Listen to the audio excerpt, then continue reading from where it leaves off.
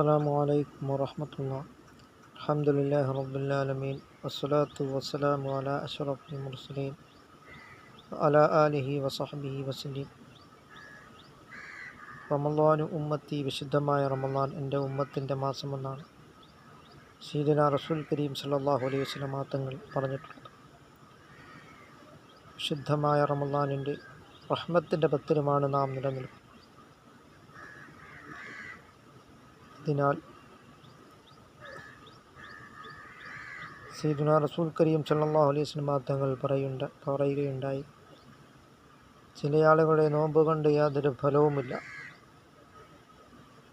വെറും വിശപ്പും ദാഹവും സഹിച്ചു എന്നതുകൊണ്ടല്ലാതെ ആ നോമ്പ് കൊണ്ട് യാതൊരു ഫലവുമില്ല എന്നാണ് സയ്യിദുനാ റസൂൽ കരീം സല്ലല്ലാഹു അലൈഹി വസല്ലം തങ്ങൾ പറഞ്ഞിട്ടുള്ളത്. അവർ ഗീബത്ത്, നമീമത്ത് ഇവകളെല്ലാം നിർത്തിയില്ല എങ്കിൽ അങ്ങനെ നാം അള്ളാഹുവിൻ്റെ റഹ്മത്തിനെ നാം ധാരാളമായിട്ട് നാം ചോദിക്കുക.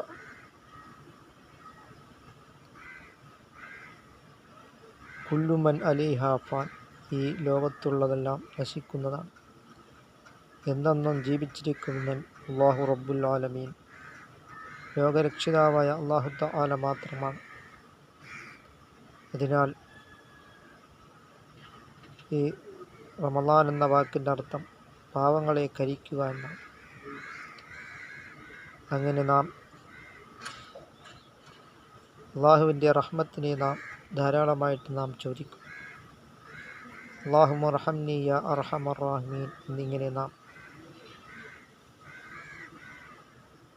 അള്ളാഹുവിൻ്റെ കാരുണ്യത്തെ നാം ചോദിക്കുക.